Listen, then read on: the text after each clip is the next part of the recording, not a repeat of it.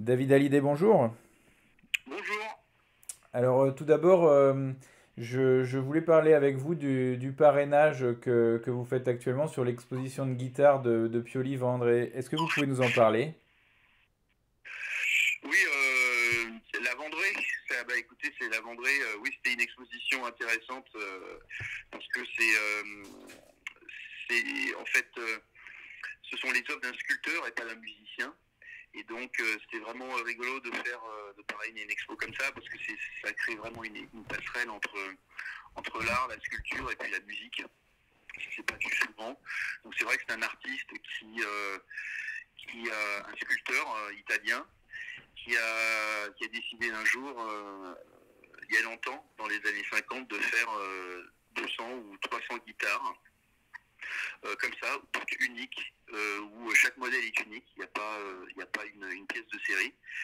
Euh, et, euh, et c'est vrai, quand on voit les gens qui en ont une, des guitares héros qui en possédaient une, je trouvais que c'était sympa de remettre cet artiste dans la lumière et, euh, c'était quelque chose d'assez original, je trouvais, et peu commun. Donc j'ai bien aimé l'histoire et, euh, et voilà.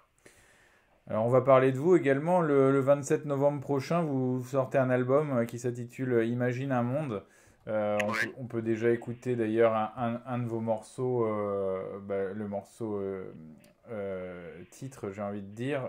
Qu'est-ce que vous avez eu envie de montrer dans cet album? Ben, en fait, disons que la plupart de l'album, pas tous les titres, mais la plupart de l'album a été composé pendant le confinement. Donc c'est vrai que c'est une période qui a inspiré beaucoup de monde, je pense, à écrire des choses, beaucoup d'artistes dans des secteurs différents à un petit peu réinventer le monde dans lequel on est et à voir surtout c'est un album qui interroge en fait, c'est un album qui est profondément humaniste et qui interroge et qui pose la question de comment on peut vivre mieux ensemble en fait. C'est un petit peu ça. Peut-être pas sur tous les titres, mais sur une grande partie des titres avec des thèmes différents.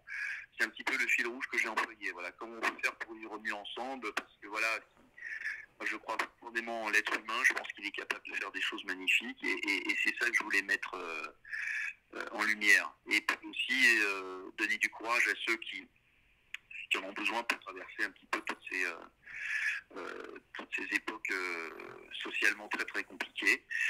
Et voilà, c'était un petit peu ce qui me l'envie l'envie de le sortir aussi maintenant, en fait, en fin d'année.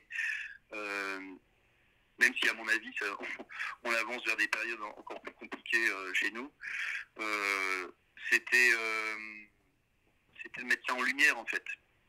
Vous, C'est ce que j'avais envie de le faire, et puis le faire maintenant, parce que c'est vrai que c'est un thème, un album à thème qui, à mon avis, l'année prochaine, je le souhaite en tout cas pour nous tous, on sera autre part dans la vie, on parlera d'autres choses, je l'espère, parce que là on en a un petit peu ras-le-bol, même beaucoup. Donc c'est un album qu'il fallait que je sorte là, pour dire ce que j'avais envie de dire. J'ai sorti un premier titre qui s'appelle Ensemble et maintenant, qui parle qui parle d'être moins divisé, d'avancer ensemble et moins à l'écart. Et parce que l'union fait la force en fait. Voilà. Et, et donc c'est un petit peu tous ces thèmes-là qui sont mis à l'honneur. et est-ce que vous vous définissez du coup comme un chanteur engagé? Parce que bon, c'est vrai que beaucoup d'artistes peuvent le dire, mais est-ce que vous-même vous vous définissez comme ça?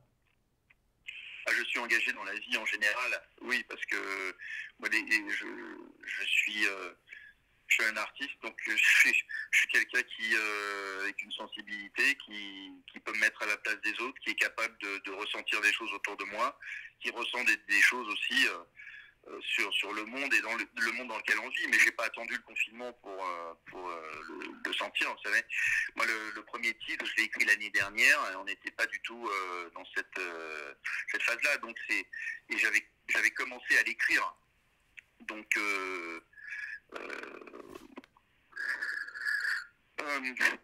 Donc voilà, c'est pas nouveau ce que je ressens. Mais là, bon, c'était l'opportunité d'en parler plus et puis de dire que oui, on est engagé sur la vie, sur la souffrance, sur comment poser la question, comment on doit faire maintenant qu'on est arrivé au bout de quelque chose, au bout d'un système, tout, comment on fait en fait.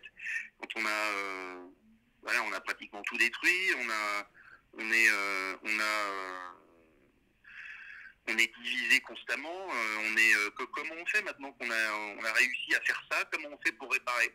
En fait, c'est un petit peu ça. Et je pense qu'il faut retrouver de la compassion. Il faut trouver le moyen de faire ressentir à la masse générale la compassion, une certaine humanité, et puis l'envie d'avancer ensemble et de comprendre qu'on est beaucoup plus fort ensemble que seul finalement. On ne peut pas continuer à avancer comme ça, voilà. Et c'est des questions que je me posais moi. Comment on fait? En fait, ce sont les questions qui se posent dans cet album, entre autres. Moi, quand je compose une chanson, je fais une maquette, ce qu'on appelle une maquette. Et puis et je donne toujours le style musical qui va avec. Donc c'est pas quelque chose de réfléchi. Du tout, oui. Alors il y a des thèmes où j'ai envie que ce soit un petit peu plus, on va dire, orchestral, plus cinématographique sur certains titres. Mais sinon, je ne réfléchis absolument pas à la musique, donc c'est mes influences qui évoluent comme la vie évolue et comme nous, ce que je fais aujourd'hui, c'est pas la même chose. Je fais pas j'ai pas les mêmes envies qu'il y a 10 ans ou 15 ans. Donc il y a des choses qui sortent comme ça sans réfléchir. Mais je compte mes influences musicales, je pense qu'elles sont pop, rock, elles sont un peu d'électro. Je pense que c'est un mélange d'un petit peu tout ça, tout ce que j'aime, tout ce que j'écoute moi. Alors, votre nouvel album, donc, qui sortira fin novembre, contient 11 chansons. Forcément, l'artiste que vous êtes a forcément peut-être un coup de cœur particulier pour l'une d'entre elles. Et si vous deviez choisir, ce serait laquelle? Je sais pas, c'est compliqué parce que j'ai essayé de mettre des chansons que j'aime et pas de remplir les trous. Donc c'est un peu compliqué je sais pas. J'aime beaucoup Hallucinogène et Imagine un monde, Ensemble et maintenant. Il y a Ciel et terre, une chanson qui s'appelle Personne n'est fait pour être seul, par exemple. Mais c'est compliqué, je sais pas, c'est compliqué de... Dernière question, David Hallyday, est-ce qu'une tournée va suivre derrière cette sortie d'album? Est-ce qu'une tournée est déjà prévue? Et notamment en Bretagne? Alors déjà, j'ai annulé la mienne déjà, Ouais. parce que voilà, pour les raisons qu'on connaît. Et puis j'espère que on est en train de prendre des dates pour 2021, pour septembre 2021, à partir de septembre 2021. Et puis j'espère qu'il y aura des festivals. On pourra faire des festivals l'été prochain. Commencer par ça et puis annoncer. On bosse sur des dates là actuellement, rentrée 2021. Et je pense que c'est plus sûr de le faire à cette période-là parce qu'avant on ne sait pas où on va là. Donc ça sert à rien de prendre des dates rapidement et puis pour devoir les reporter à nouveau. Ça sert à rien. Donc malheureusement, on va devoir attendre que les choses s'améliorent. Le mot de la fin peut-être pour vos fans qui nous écoutent et qui donc attendent vos nouvelles. Le mot de la fin pour vous, David Hallyday? C'est le mot de la fin, c'est portez-vous bien, restons soudés surtout, et puis avançons ensemble, voilà.